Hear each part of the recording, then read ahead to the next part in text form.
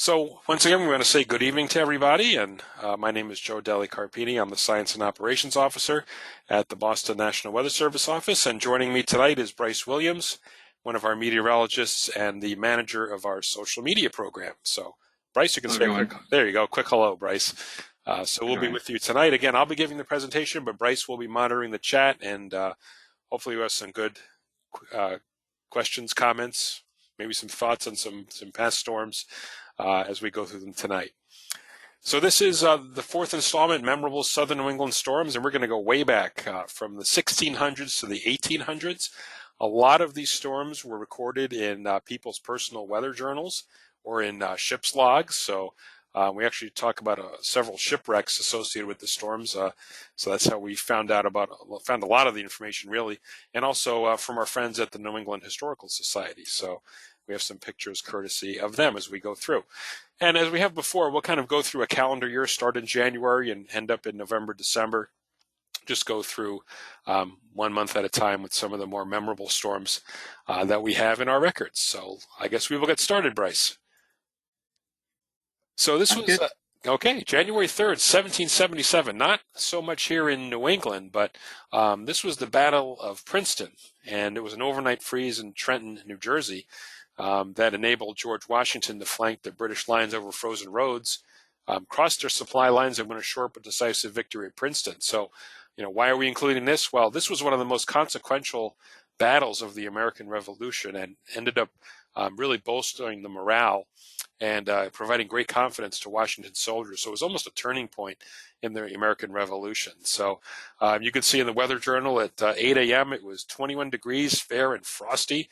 And some reported shin-deep snow on the Clark Farm battlefield. So this was down in Trenton, but certainly an important date in our nation's history. That was January 3rd of 1777, the Battle of Princeton. So weather actually had a factor in that one, Bryce. Pretty cool. Yeah. Speaking of cool, this is kind of a neat event that we've done some research on. Cold Friday, January 19th, 1810. This was legendary in that generation, brought strong winds, frigid temperatures that if you go through some of the weather journals and records and newspaper articles of the day, people talked about this, wrote about this for generations. As it says here, many people froze to death traveling on highways, which were obviously dirt roads back then. The wind was strong enough to blow down houses, barns, and vast numbers of trees. There were a number of shipwrecks. Cattle froze in their barns, and people died of hypothermia inside of their homes. Obviously, heat was pretty much limited to stoves or fireplaces in those days. Interesting, though, on January 19th, the weather had been pretty warm on the preceding day, but then a sudden snow squall came up, and the temperature fell more than 55 degrees in 24 hours, along with bitterly cold wind chills. And obviously many people, as it says here, were caught off guard. You can see in Boston it was 48 degrees on Thursday the day before and fell to 9 below zero on Cold Friday.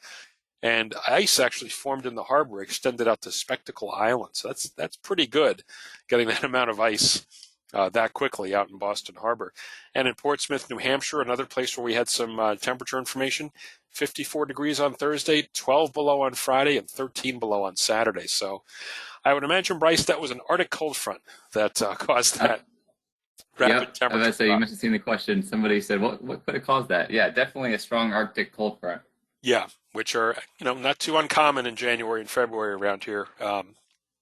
We've certainly seen days where we, not this extreme, but temperatures in the 40s, maybe even 50 degrees, and then the front comes through and it drops, quickly to the 20s.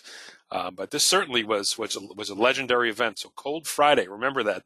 This is a good trivia piece to amaze your friends and relatives coming up for the holidays. So Cold Friday. Another cold event here, February 3rd of 1844, Boston Harbor was frozen over.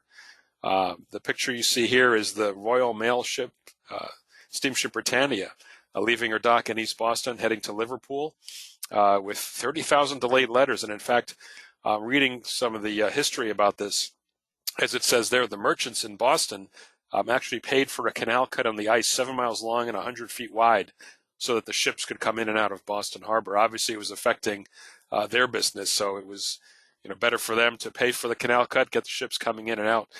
to help get goods, to and from Boston. So that was February 3rd of 1844. Okay, our first big storm. Let's go back to that.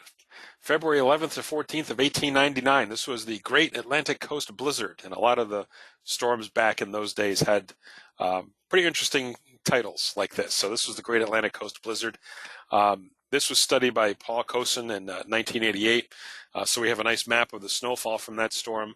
And really, it may be a little hard to see, but this line that I'm following is 10 inches of snow and widespread, 1 to 2 feet of snow from D.C. up through New York and into Boston. And also, as it says here, brought Arctic air to much of the east. Even the Gulf Coast had temperatures below zero. And you can see some of the top snowfall, 26 inches in New London, Connecticut, nearly 2 feet in Hartford, 23 in Bridgeport, 16 in Boston and New York, 14 in Albany, 13 and a half in Worcester. So certainly one of the larger, more widespread blizzards back in the late 1800s. And a couple of pictures here from the New York Public Library. These were in Lynn, Massachusetts. Able to find those online. So that was February 11th to 14th of 1899. And just a reminder that in the winter, most of our bigger storms or blizzards occur late January and February. That's typically when we have the coldest air temperatures over us climatologically. But out over the ocean, we still have the warm Gulf Stream. So it's the combination of that, the temperature difference that really fuels these storms to strengthen. So it's late January and February for the most part. You'll notice are a lot of the stronger storms or blizzards that we have here in New England. So, Bryce, any comments on that one? Not on that one Maybe yet. not yet. Okay, we'll move on. So then in 1802, February 21st to 23rd, this was the Great Snowstorm. So prior to this storm, as it says here, the winter was very mild, and everyone thought they were kind of out of the woods. Now it's late February, and we've survived a winter. I think a lot of us, Bryce, who were here in the winter of 2014 to 15, felt kind of the same way. We got into late January with virtually nothing. And then we got nailed with snowstorms for 6 weeks in a row. But this I was just thinking that some people probably called that what wanted to call 2014, 2015 the great snowstorm all the way through. Yeah, it really was. And you'll see some parallels in some of the events coming up here with some of the winters. But this was, it started off, as it says, as a pleasant day, but then the wind shifted to the northeast, so snow began to fall, and, blizzard conditions came in much, and not too much after that. This storm lasted for several days, so, I assume it was a fairly sizable nor'easter coming up the coast with the wind shifting to the northeast and then probably stalling offshore, not unlike the blizzard of 78. And you can see snowfall totals reached 48 inches to the north of Boston. So I believe that was the North Shore up into New Hampshire. And as you can see out at sea, many vessels were caught. Obviously, you were sailing using a barometer and kind of your knowledge of changing weather patterns. It was remembered mostly for the loss of 3 ships out of Salem, the Ulysses, the Brutus, and the Volusia, all of which were destroyed off Cape Cod. Several men from the Brutus perished, most after reaching the shore and finding no shelter in the frigid weather. So this was another sudden storm, and back in those days, you kind of see a theme here. A warm day followed by a sudden cold snap and winter storm that, people didn't fare too well in those situations back then. We didn't have the communications, obviously, that we have today, or people like Bryce who are skilled at forecasting them too. So that was great snowstorm of February 1802. So this was an interesting event I found. The high tide storm. This is February of 1723. And this is from our friends at the New England Historical Society. There was a coastal storm, and there was record flooding at the time to the New England coastline, and it was known as the high tide storm, assuming it occurred during a high astronomical tide, which I'm sure many of our coastal residents are familiar with. The tide in Boston reached a record at the time, 15 and a half feet, and that's a height that wouldn't be exceeded for 125 years. So that was a remarkable record for the time. As you can see, the tide rose 2 to 3 feet above Long Wharf, and Bostonians were able to sail boats from Rose Wharf to Merchants Row near what is now Faneuil Hall. So that was completely inundated. And the water rose so high and so fast, some Sunday worshipers were marooned in their meeting houses as well. And it says in Marblehead and Salem, people climbed trees to avoid drowning. So My guess, Bryce, is this was a fairly rapid storm surge that came in from the coastal storm. If people were, climbing trees to avoid the rush of water, it wasn't a, gradual increase in coastal flooding. As you can see, the storm caused the bay side of Cape Cod to rise 4 feet and the Atlantic side to rise a dozen feet higher than ever recorded. Destroyed Chatham Harbor and filled the cut in Gloucester. So again, this was probably a fairly sizable, strong storm and had a tremendous storm surge. So if I'm seeing this occurring in the warmer months, I probably would have said it was a hurricane, but this was probably a fairly sizable nor'easter that affected the region. So that was the high tide storm in February of 1723. Another great snow. You'll see this theme, I think, a lot here. The great winter, great snow. The storms are most commonly cited as having occurred between February 27th to March 9th of 1717, but others include the storms of a little bit earlier, February 18th and to the 24th, as being part of that great snow as well. And this is, as Bryce, as we were saying, talk about our snow blitz in early 2015. This one was pretty darn close. So snow totals from a series of storms were recorded 4, 5, and 6 feet, drifts of 25 feet, snow covering entire houses, identifiable only by a thin curl of smoke coming out of a hole in the snow. Obviously, a lot of livestock perished back in those days, and farmers spent weeks digging out cows, sheep, chickens, and pigs. And it was noted the deer population actually fell tremendously because of a lack of available food. And there were some estimates that actually 90% of the deer population at the time died as a result of this stretch of storms from late February into March. So this was the Colonial version of our snow blitz of 2015.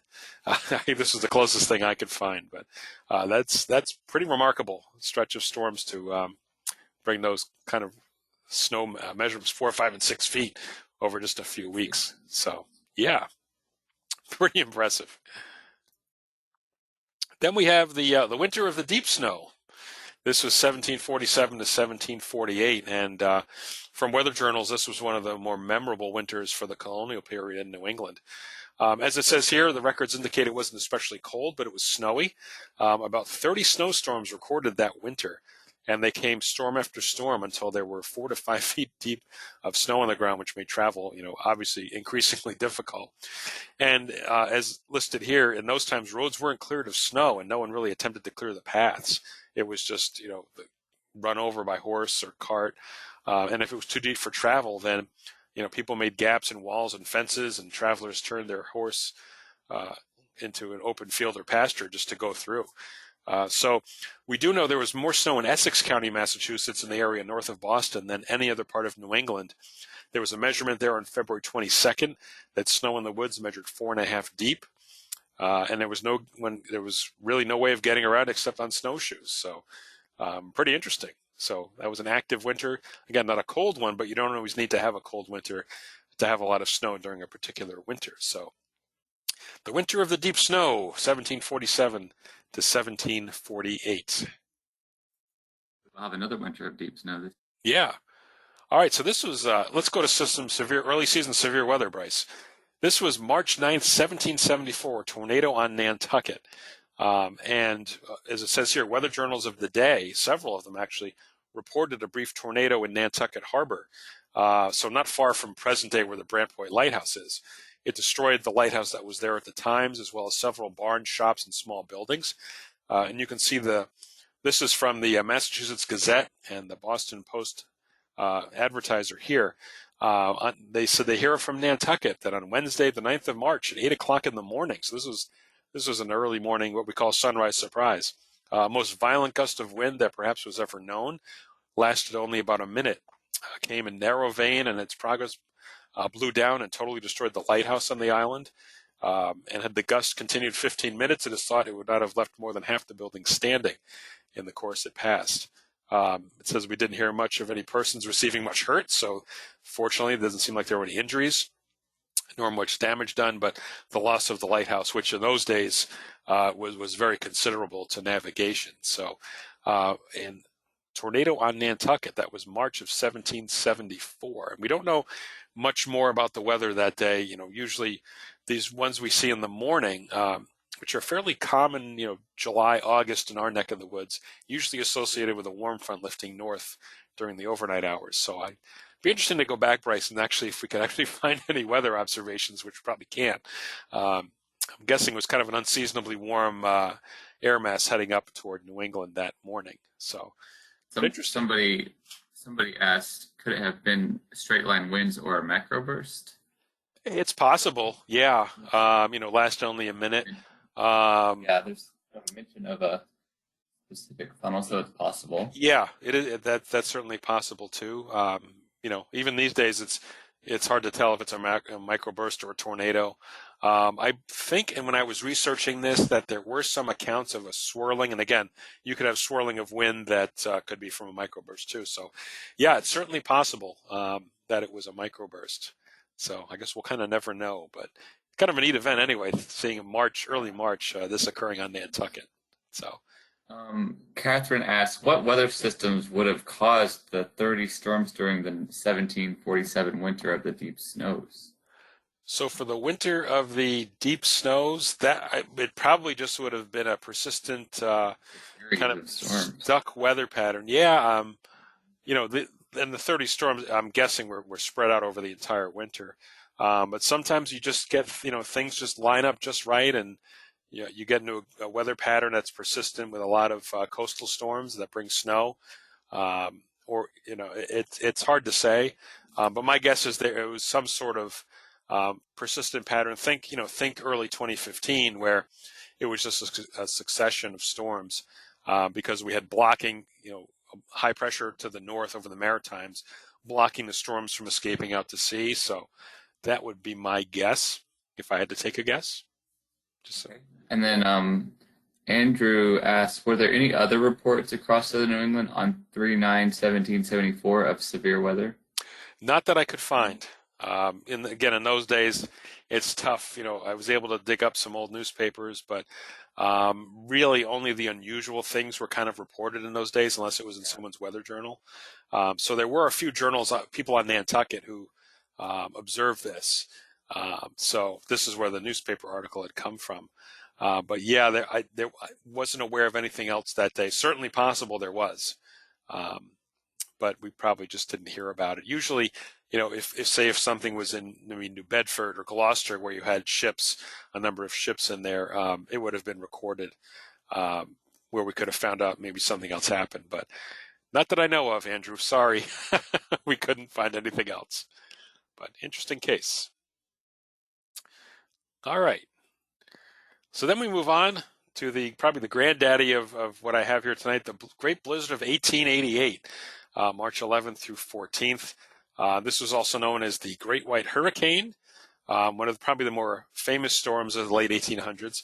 And as you can see, widespread heavy snow. This is courtesy of Paul Cosin and Lou Uccellini study. Over, in excess of 2 feet of snow across much of interior New England. You can see North Adams at 40 inches. Bennington, Vermont, 48, just widespread heavy snow totals. Over 400 fatalities occurred, with 200 of those in New York City. And as I'll mention in a second, this was a poorly forecast storm, believe it or not. It started off as rain and turned quickly to snow with 50-mile-per-hour winds and stronger, along with blizzard conditions, as temperatures plummeted into the single digits as the storm arrived. And it stalled off the Atlantic coast, so that allowed for some warmer air and even rain across much of eastern Massachusetts for a time. And as you can see on the map, very little snow fell across the Cape and Islands in southeast Massachusetts. And if you look at the weather map here, really no surprise.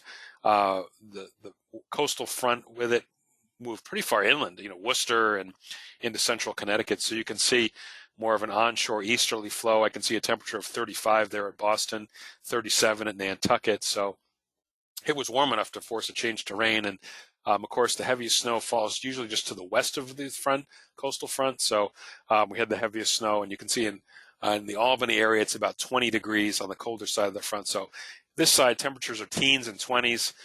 You've got a lot of warm, moist air on this side riding over it, so that's where you get your heavy snow. But that was the Great Blizzard of 1888. We have a few more pictures I was able to dig up from that. As I mentioned, this was also known as the Great White Hurricane. It was poorly forecast, and that's why so many people were caught off guard, and that's another reason why there were 200 fatalities in the New York City area. The forecasts were actually for rain, possibly changing to snow, and that was for New York City. But no one was really prepared for the sudden drop in temperature and heavy snow, and it really paralyzed the East Coast all the way from the Chesapeake Bay up to Maine. There were people stuck at home for over a week, businesses closed, so it really had a significant impact on the Northeast. And we've got some photos here. These are courtesy of ConnecticutHistory.org. These are in Hartford, New Haven on the top right, and Bridgeport in the middle. You can actually see a lot of people dug these tunnels. I saw a number of pictures of these, and someone put a sign there saying to rent. So I guess they were renting out some shelter there from the storm. But you could see a fairly sizable, it's shoveled, but fairly sizable snow depths here in Hartford and all across Connecticut. Also able to find a picture out of Northampton. There's another tunnel that somebody dug.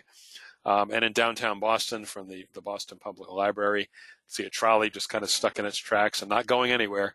Not plowing, no snow plows really in those days. So they just kind of had to wait it out. So that was the Great Blizzard of 1888. So probably the one that most people remember when we talk about the great storms back to the 1800s.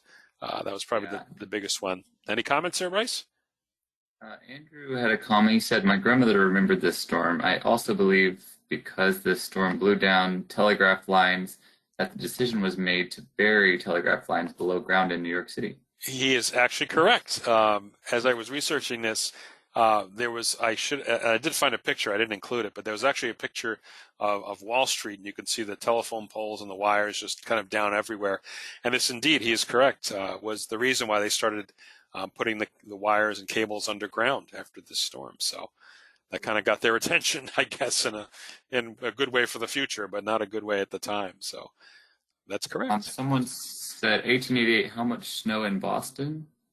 The 1888. I don't have a measurement. There wasn't as much because it was snow changing to rain. I believe it was less than a foot in Boston. But I wasn't able to dig that up.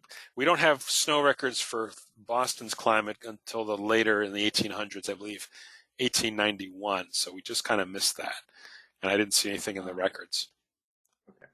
But this one is kind of subjective. 1888 or 1978? Which one is stronger or more impactful? Ooh, that's a good question. It depends how you look at it. This storm was primarily snow and wind damage. Blizzard of 78 had it all. It was snow, wind damage, severe coastal flooding. In 1978, there was a lot more infrastructure too. More homes, especially on the coast.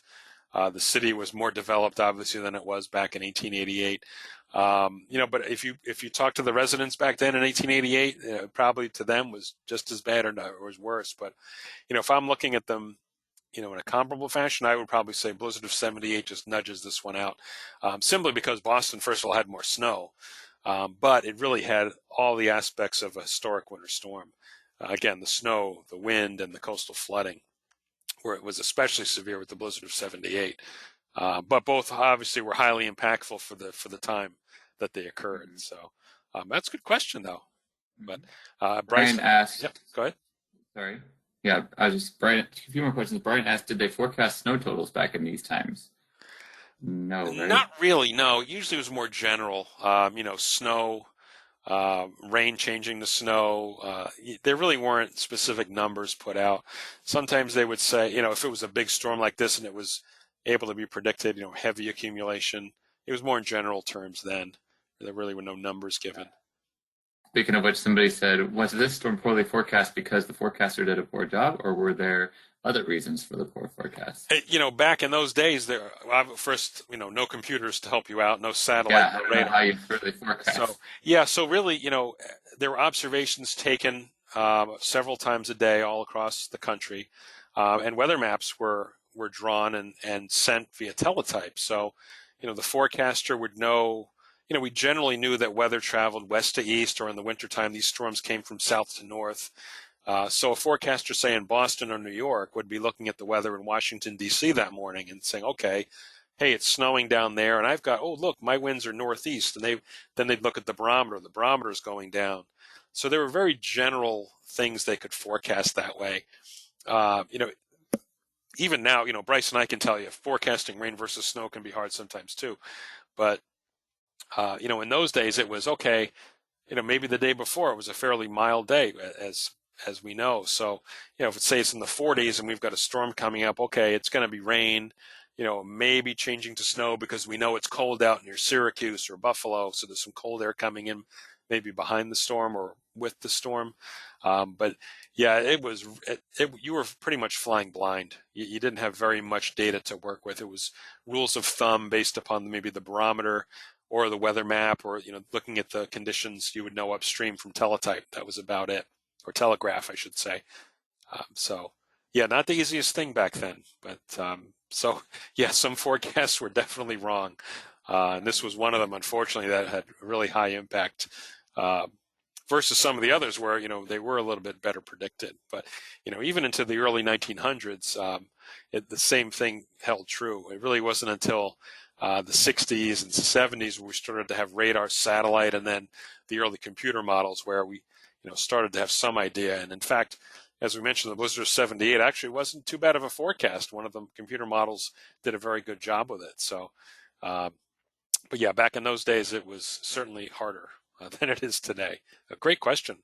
I like that. Somebody said, were the snowstorms in the 1700s like the Great Snow, part of the Little Ice Age that we hear about from Europe? You know that? Yeah, Maybe. it certainly was. It definitely was a colder period in history. We don't obviously have a lot of weather records to go on, but yeah, I believe some of that was associated with the Little Ice Age in Europe. You know, it was a colder period here as well, not as extreme as in Europe, but certainly that would make sense that we had all these, you know, winter events with colder, you know, a good stretch of colder than average weather back then.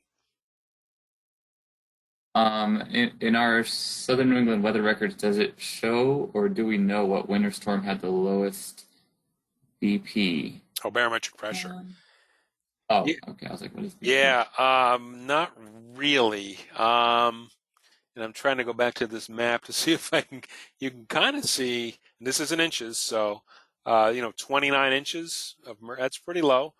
Um, you know, again, these are not a lot of observations here as I'm pointing to them, but yeah, they weren't measured in millibars like we do today, but you can convert it. This is a fairly deep storm at 29 inches, getting the barometer that low. You know, your typical one would be somewhere maybe 29, you know, 6, 29.5 perhaps. So this was a fairly sizable storm. I don't believe there's, you know, actual records of the lowest pressure because just don't have the observations to support that. But they had some general ideas based upon these weather maps here, like you see here. Aaron asked, how would you classify the year with no summer event in 1816? As a winter storm or with unusual timing or a separate kind of event? Oh, 1816. Yeah, that would be a little bit different. And I'd probably have to research that a little bit more, um, you know, as to why it was just a cold summer. And the reasons why I'd probably have to dig into it a little bit. You know, sometimes there can be something like, you know, a volcanic eruption where you get you know, the volcanic ash that causes cooling, or just a particular stuck weather pattern again where it's just unusually cold. But yeah, I'd have to look into that one. And unfortunately, I don't have that in our series here. But I think many people have heard about that year without a summer. So And that's something then I I think probably have to look into. Yep.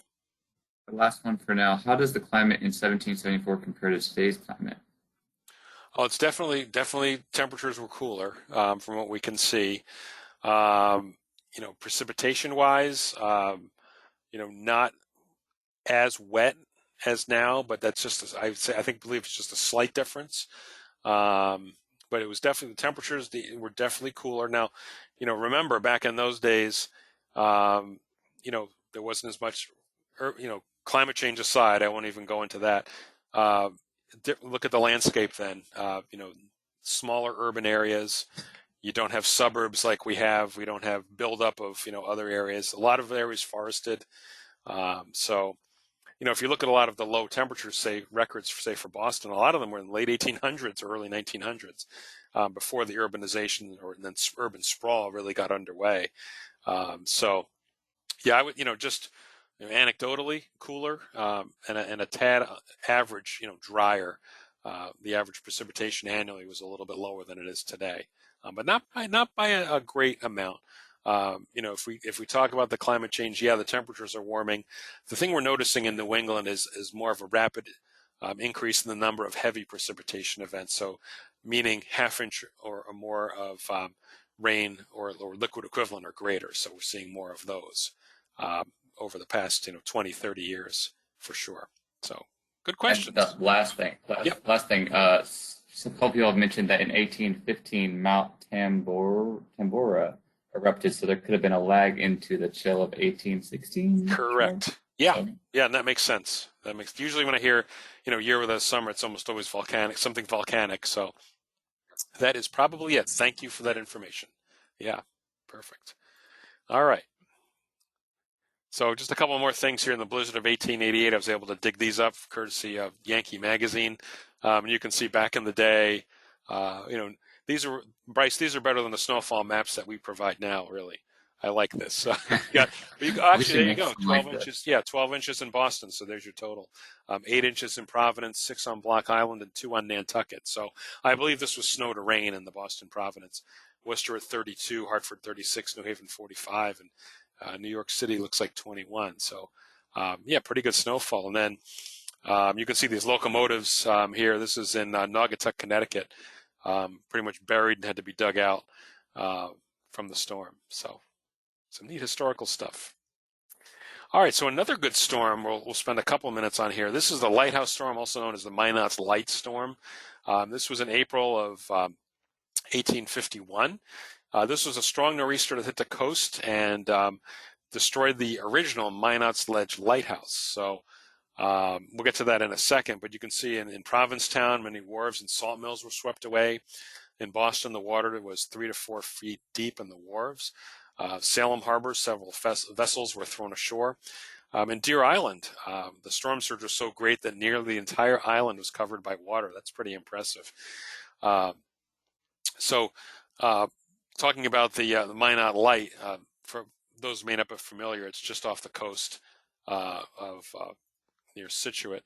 So this was the original lighthouse, and at the time you can see it doesn't look overly sturdy. This is obviously an artist's rendition, but it was built on iron stilts, and the first lightkeeper considered the structure unsafe after a storm in 1850, and then the second lightkeeper came to the same conclusion during the 1850 to 1851 winter.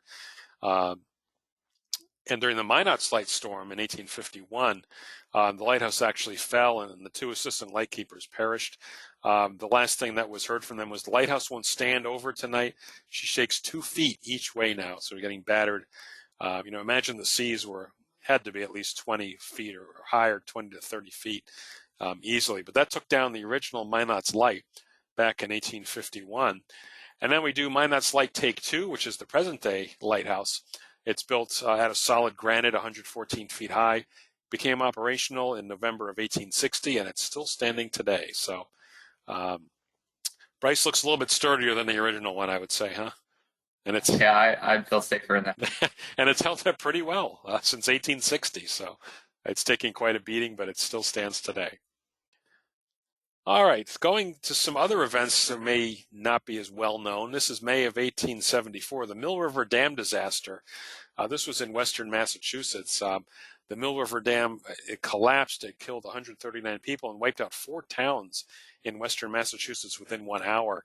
This was the first man-made dam disaster and one of the worst of the 19th century that you can see here, some of the pictures of the aftermath.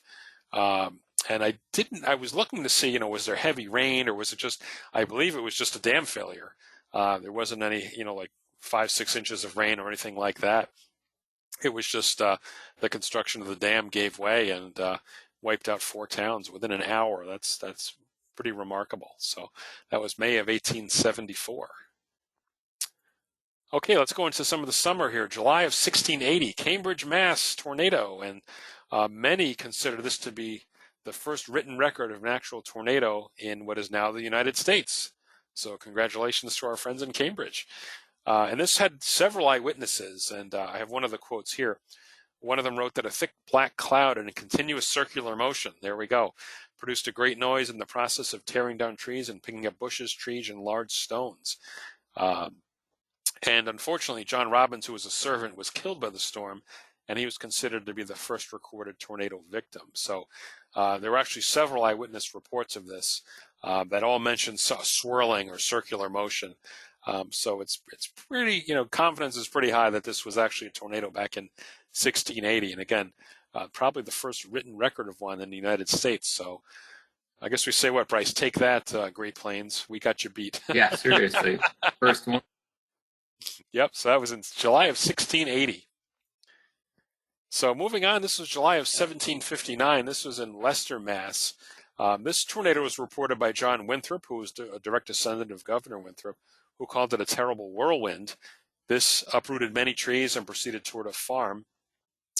And it was strong enough to do massive damage to the house. So this was a fairly sizable tornado. There were 14 people who occupied the house at the time, and one man lost his life. Winthrop later, as it says here, tried to figure out what caused these terrible whirlwinds. And, this was obviously unknown at the time. He said, "It appears to me so difficult to assign a cause adequate to these effects, to show by what means a small body of air could be put into a circular motion, so exceedingly rapid as this must have been, that I dare not venture any conjectures about it." So, to see something like this spin up so quick and cause so much damage, back in the 1700s, it was just unknown what caused these. So, obviously today we have a little bit better idea, but Bryce, I don't know. I don't think I've ever said I dare not venture any conjectures about something in weather. But Should I put that in my next forecast discussion? Maybe we might want to do that. Yeah, that might work. We'll quote John Winthrop. So that was in Leicester, Mass, in 1759. So just to the west of Worcester. Okay, and this is a tornado in 1879 in Pittsfield. It struck around 2 p.m., and many people were, again, caught off guard since the storm began as a gentle rain but suddenly turned violent. So we know when there are tornadoes, they occur toward the end of the storm. So they had the rain first and then the tornado last. You can see quite a bit of damage. Giant elms bent to the ground, barns, other outbuildings reduced to matchsticks. This is pretty impressive. An iron bridge here in the lower right photo lifted into the air like a toy and deposited in a stretch of river half a mile away. One home was lifted, completely turned on its foundation and set down. The house was in one piece but stood back to front on its foundation. And people were lifted out of carriages and off the ground. Only 2 deaths reported, fortunately, but many were badly injured. And I should thank our friends at the Berkshire Edge at the time for actually providing these pictures. This was kind of neat to see some photos back in 1879. So that was in Pittsfield, Massachusetts. Pretty sizable tornado. I guess I can't even venture a guess as to the rating on this, but you're probably, I would say, Bryce, maybe an EF2 in present day. Seems reasonable. Because somebody says, EF1 wouldn't lift a bridge, that iron bridge like that, or a house like that. 2, maybe could even a lower end 3. Yeah, yeah, we'd have to. Someone asked, why does it seem that many of the tornadoes in Massachusetts form in the central part of the state, while in Western Mass they seem to form near and south of PSF and points south? PSF. What's PSF? Oh, Pittsfield. Oh, Pittsfield. Okay. Can you just read that? As far as central versus eastern, because you don't have the marine influence a lot of times, right. Why we have more tornadoes out in Western and Central Mass. Right. And the terrain, as the other part. Yeah, the terrain also helps as well. It helps spin up the circulation.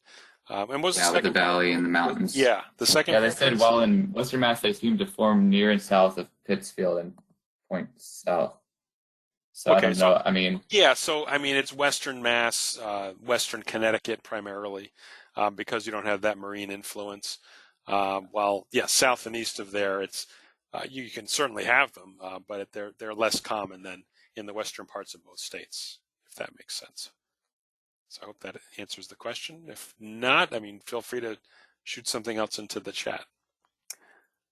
All right, so another tornado now. This was 1890. This was an F3 tornado that occurred, and it had a path length of about 3 miles. There were 8,000 fatalities, 63 injuries, um, and this was in the Lawrence area, as you can see here by the red line, with a second touchdown in their Newburyport. This had damaged, 35 homes destroyed, 60 damaged, 500 people became homeless, and it occurred in the morning. So when I see this, I'm thinking the Revere tornado in 2014 also occurred in the morning. My guess it was a pretty good complex of thunderstorms with a fairly strong jet stream winds aloft that caused the tornado. So looks like a quick, it's 3 miles, but it probably didn't last too long. And then another touchdown to the east. So July in the morning, Bryce, that reminds me of Revere in 2014. So that was back in 1890. All right, so now Somebody just real quick. Somebody asked. I've never heard this, but somebody said Pittsfield, Mass. is part of the mini tornado alley. Correct? Have you ever heard that? Yeah, I have heard that. Kind of like eastern New York and western New England is a little bit of a mini tornado alley, thanks to the Hudson Valley, the Connecticut River Valley. So yeah, we can call it that. Why not? Mini tornado alley. I like sure. that. But I have heard that. Yeah, that's true.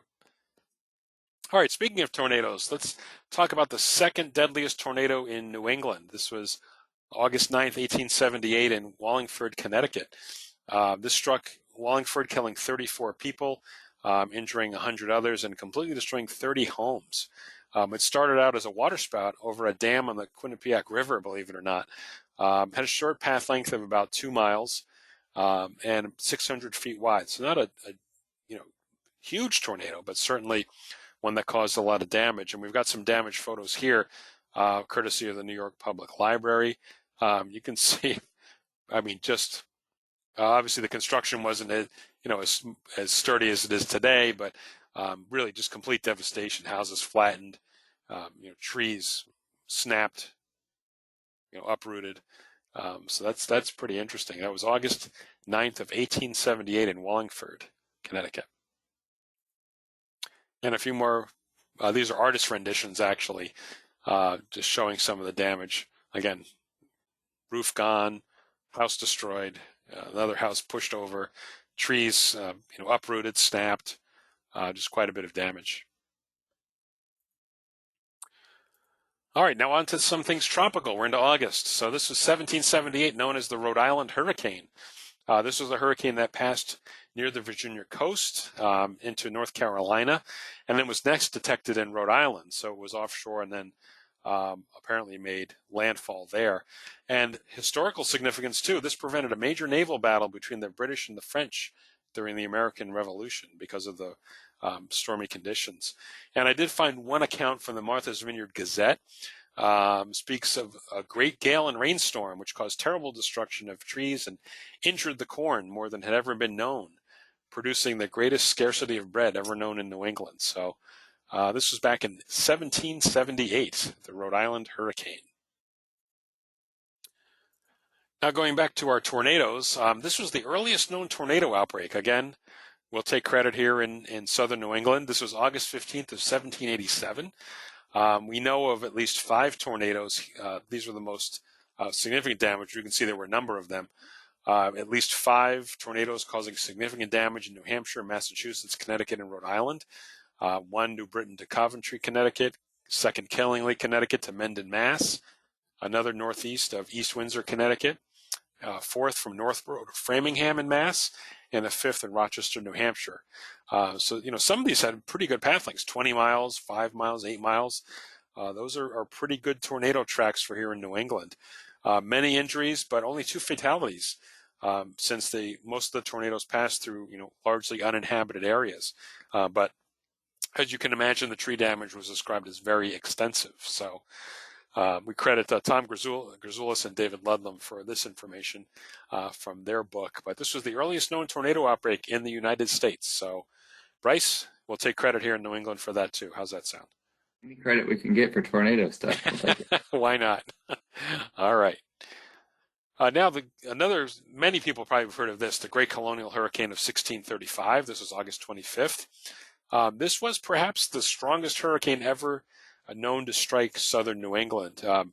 The reanalysis of the storm puts it at a Category 4 at its peak, but a 3 at landfall.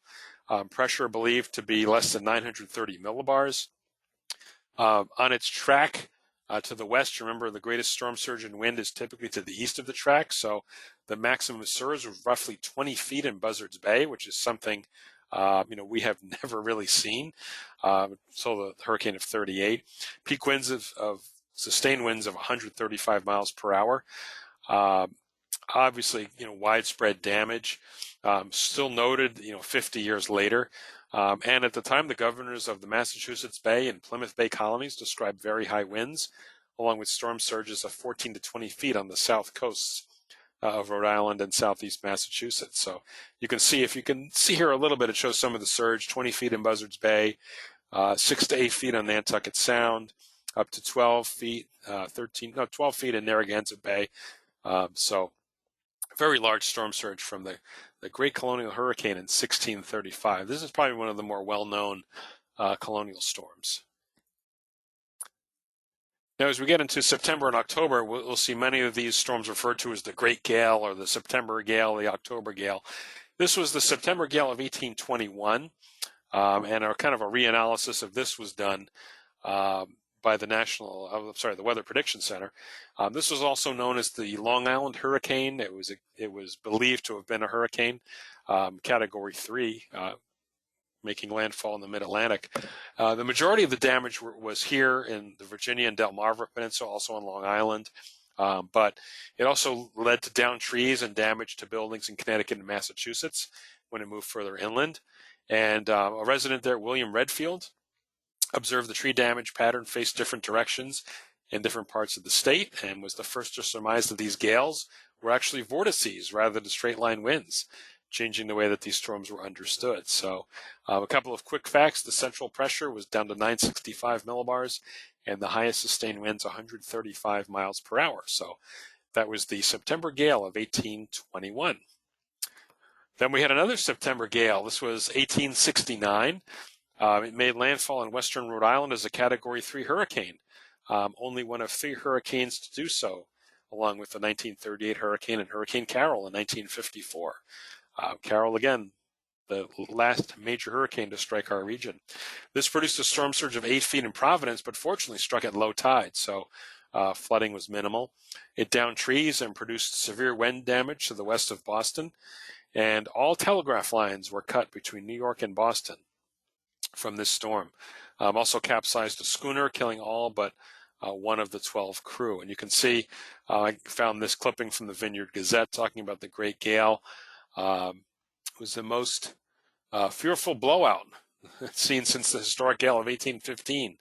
And hopefully none will ever visit our land again with such powerful manifestation of the strength and fury of the elements. So that was one for the records, the September Gale of 1869. Then this was also we go back to this was out of order, Bryce. The Great September Gale of 1815, which we talked about again. This was the quote from Oliver Wendell Holmes: "Lord, how the ponds and rivers boiled." That was from the wind damage and flooding. So I should have had that one out of order. I apologize for that. Moving on to October, the October Gale. From the New England Historical Society, we found a lot of good information on this.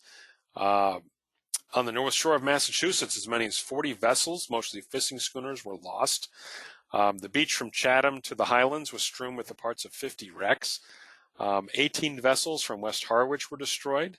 The town of Dennis on Cape Cod lost 26 men to this storm. And out of Truro, 57 men and boys in the 7 other fishing vessels were lost.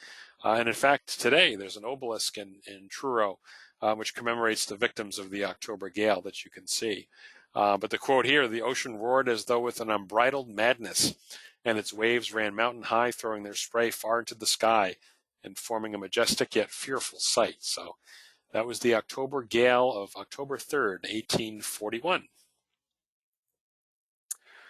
Then going to October 7th of 1849, this was the wreck of the St. John off of Minot's Ledge. It was en route from Ireland to Boston. It was anchored inside of Minot's Ledge to ride out a coastal storm, and its anchors were dragged and the ship was pushed into the ledges on the morning of October 7th, and high waves swept passengers into the sea, resulting in over 100 deaths from the storm. And the Boston Daily Bee has an article on that talking about disasters by the late storm. Awful wreck at Minot's Ledge. That was the wreck of the St. John in 1849. Then we go to 1804, the Great Snow Hurricane. This was an early season storm. You can see the track, the estimated track from David Ludlam, Early American Hurricanes. This actually was believed to have been a hurricane, but unusually cold air worked into its circulation, causing rapid transition to an extratropical system, which means a nor'easter. Think similar to what Sandy did when it moved inland. We remember, heavy rain and everything along the coast, but portions of West Virginia had heavy snow and blizzard conditions, so not unlike that. Caused extensive property damage and severe losses to crops and livestock. Highest wind gust 110 miles per hour near Boston. Blew off the steeple of the Old North Church from this particular storm, and some of the snow amounts you can see here all across the interior, 30 inches out toward the Berkshires, but 1.5 to 2 feet of snow, Stockbridge to Concord, New Hampshire. Pretty impressive, and many vessels were sunk off the coasts as a result of the storm too. So that was the Great Snow Hurricane. In 1896, we have something called Hurricane Number 5. Back in those days, the storms were not named, so they were numbered. This was a storm that caused very high tides and dangerous gales. It remained offshore, but much damage was done to bulkheads, wharves, piers, and other property. Beach property from New Jersey to Long Island suffered heavily. You can see some, might be kind of hard to read, but some of the weather stations, 72 miles per hour in Block Island, 50 in Boston from the storm. So this is a 1896 hurricane. You can see the track from the Gulf across Florida and then offshore, but strengthening as it hit the warmer waters of the Gulf Stream here. To a pretty impressive storm. Then in 1770, we have an October hurricane. This was also known as the Stiles Hurricane. It struck from eastern Connecticut up to Maine. Ezra Stiles in Newport, Rhode Island, who was an avid storm watcher, described the weather as a violent hurricane, wind north or northeast, rain violent, hail, the vane of Trinity Church steeple blown off.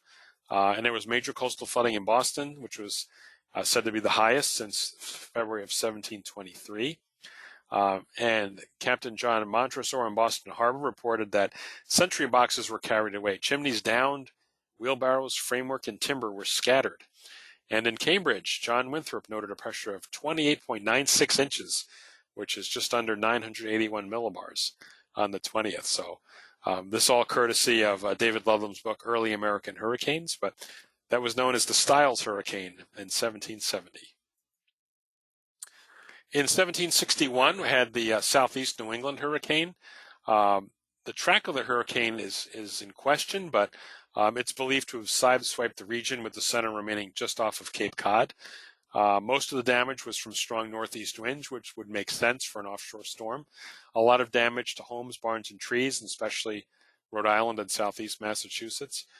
Church steeple in Newport was destroyed, and strong winds and large waves destroyed a bridge in downtown Providence as well. So that was in 1761, the Southeast New England hurricane. In November of 1743, the Eclipse hurricane. This was a severe storm which struck the American colonies, and it probably was a late season hurricane, or at least a strong nor'easter. Again, Harvard professor Jonathan Winthrop, we've seen his name before, he recorded the dip in pressure, making this the first such storm in which barometric observations were made, and also noted the rise in sea level and winds during the storm's passage. So made early observations of a strong coastal storm or perhaps a hurricane. Now, why is it called the Eclipse hurricane? Well, it struck on the night of a lunar eclipse, and at the time Benjamin Franklin was residing in Philadelphia, he was set to make observations of the eclipse but clouds from the storm interfered. So he observed that the winds accompanying the storm were from the northeast and had assumed the storm came from that direction. And so it also interfered with lunar observations made by his brother in Boston.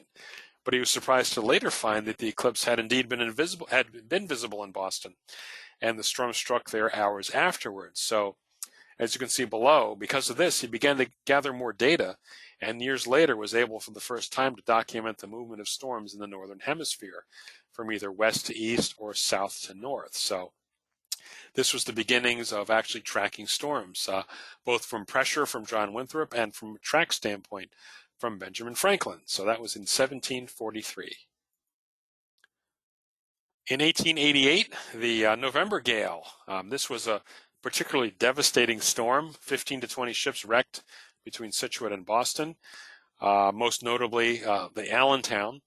It departed Philadelphia heavily loaded with coal, and it was expected to arrive in Salem, but it encountered the brunt of the storm off Scituate, which developed into a hurricane-strength storm, and they never reached Salem. Debris from the Allentown washed ashore along the beaches from Cohasset to Scituate, including one body from a crew member. Villagers said they reported hearing a whistle out in the fog, sounding at brief intervals during the storm, which was believed to be from the Allentown seeking help.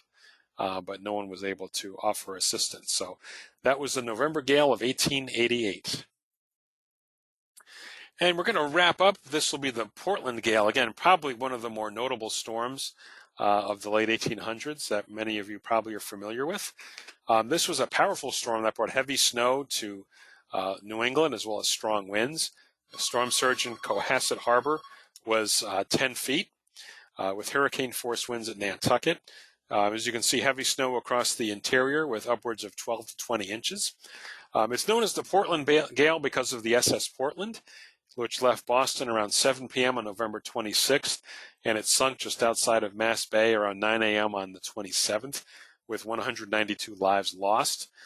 During the storm, there were 141 vessels wrecked and over 400 lives lost.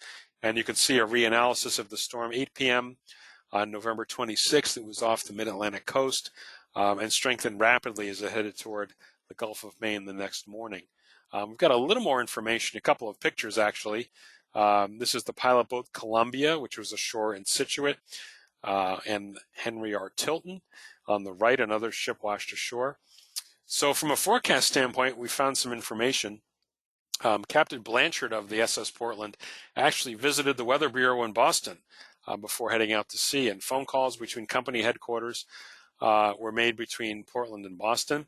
The captain of their sister ship, the Bay State, chose not to sail from Portland toward Boston, and the general manager left a message with the agent in the Boston office. But the Portland sailed on time at 7 p.m. There wasn't much going on. The weather was overcast, the wind was light, seas were fairly calm, and snow began at about 7:37 p.m. according to the ship's weather records. But then from there, the weather quickly deteriorated with increasing gale force winds, building seas, and blinding snow. The Portland made it as far as Thatcher's Island. There were several sightings off Cape Ann Saturday evening, and an unconfirmed sighting Sunday morning north of Provincetown. But it sunk in Stellwagen Bank, farther offshore, probably around 9:15 a.m. or so Sunday morning, and then debris started washing up on the outer cape on Sunday evening. So that was the Portland Gale, which was a fairly well-known storm. Bryce, I don't have any comments or questions on that. That's a fairly well-known storm. Not on this specific one quite yet. We have a couple more general ones that we can talk about. Oh, sure. Why don't we hit that? Because that wraps up actually the material we had. So why don't we take a couple of more questions we had? Do that. So right now we got two. So someone wants to know, is a Cat 3 the max possible for a landfalling hurricane in the northeast U.S., or with global warming could it be higher? Well, it could always be higher. I mean, it could be Cat 4, Cat 5. Even without global warming, we're not limited to Cat 3. No. I mean, yeah, certainly, you know, the theory is we'll have stronger, more intense storms, and I think we've seen kind of some evidence of that in the past several years. But, you know, maybe the odds are increased a little bit, but, you know, the odds of a landfall in New England, obviously, haven't had one in a long time. Go back to 1991. That was Hurricane Bob. And as I mentioned, the last major hurricane was Carol in the 50s. So it just depends, on the weather steering currents kind of at the time that a storm forms, where it goes. This year they all went to the Gulf for the most part. Yep. We had a couple of scrapes here, but it was a Gulf Coast year. So, but certainly, yeah, that's within the realm of possibility, having a Cat 4 or Cat 5 landfall. And somebody noted seeing a pattern of October storms referred to as hurricanes in the 1700s and 1800s. Could these have been just nor'easters that bombed out? Yeah, we just don't know. A lot of these October storms are almost hybrid, can be hybrid type storms. I mean, Bryce, we've seen a bunch of them. It's a hurricane or tropical storm turning into a regular nor'easter as it comes this far north and interacts with the jet stream. Sometimes they're just regular nor'easters that are deepening rapidly, that some people might think were a hurricane. So obviously at that time, very little was known.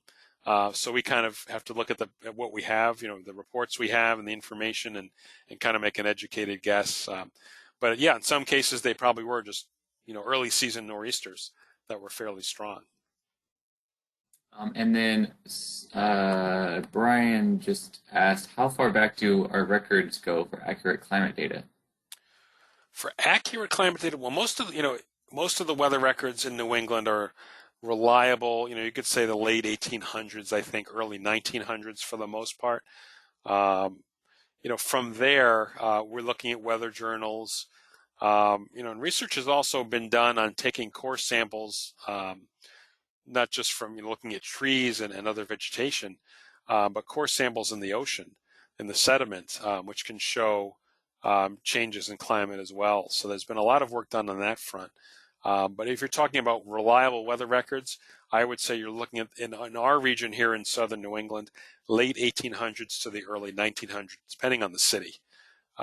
Like Boston, for example, I believe, Bryce, we're back to, 1871 for temperature and maybe 1892 for snow, off the top of my head. I know, I was going to say 1870s, so that Yeah. sounds And then reasonable. And when you talk about like Providence and Hartford, it's 1905, I believe, and a little bit later for Worcester, so like early 1900s. That's more or less, and that's pretty much true along the East Coast, where obviously the, cities came to be a little bit sooner than other parts of the country. But for the most part, nationwide, you're talking early 1900s for reliable weather records. And that is all the questions we've got. All Thank you, right. everyone, for the good questions.